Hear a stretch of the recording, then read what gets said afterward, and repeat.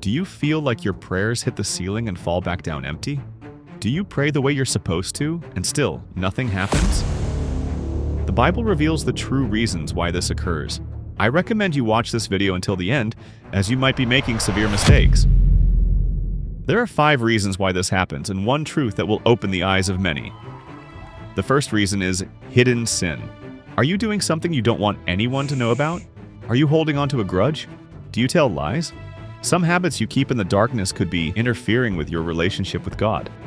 Isaiah chapter 59 verse 2 warns, "Your iniquities have made a separation between you and your God." you can't ask for clean water with hands full of mud. You must clean them if you want the wall to fall. The second is selfish ambition. James chapter 4 verse 3 says it clearly. You ask and do not receive because you ask wrongly to spend it on your passions. It's vital to ask ourselves, is the good job or the good business meant to glorify God or to boost my own status? Am I asking for that relationship to serve Him together or to fill my own emptiness? God doesn't finance egos, He fulfills purposes. A prayer born from ambition loses its power on the way to heaven. But 1 John chapter 5 verse 14 says, And this is the confidence that we have toward Him, that if we ask anything according to His will, He hears us. Third reason is prayer without faith.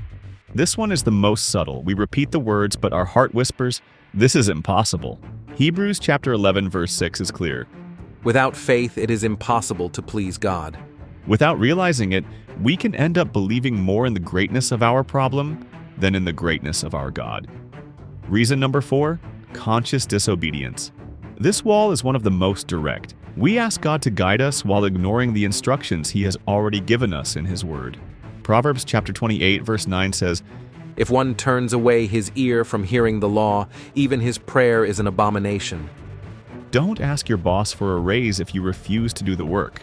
Faithfulness in the small things opens the doors to the big things. And before we move on to the most incredible truth of the video, which can give hope to many and resolve their doubts, we'll look at reason number 5, which I call the prison of resentment. And here is the wall that often traps us. We can have faith, good motives, and live correctly, but if we hold on to unforgiveness, we create a spiritual blockage. Jesus declared it in Mark chapter 11, verse 25. And whenever you stand praying, forgive, so that your Father also, who is in heaven, may forgive you your trespasses. Asking for mercy while denying it to others is not good. God longs to fill a free heart, not one that is already occupied by bitterness and resentment. And the final revelation, in case you still don't have an answer, says this. But what if you have torn down all 5 of these walls? You've confessed your motives are pure, your faith is strong, you obey, and you have forgiven. And still, the answer is silence. This is where true faith is revealed. The Apostle Paul, a giant of the faith, begged God 3 times to take away a terrible suffering. And God's answer in 2 Corinthians chapter 12, verse 9, was not a yes. It was, My grace is sufficient for you, for my power is made perfect in weakness.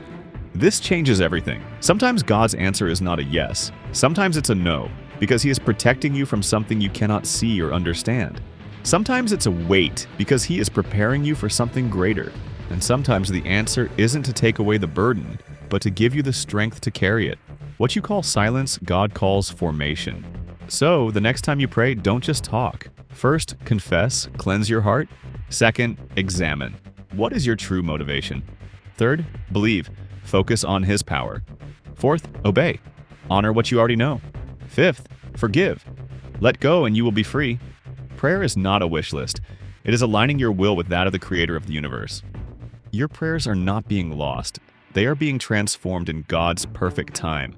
If this word has helped you, follow me and share this video right now to help other people. Comment Amen if you commit to tearing down these walls or share words of encouragement for others. Thanks for watching, and God bless.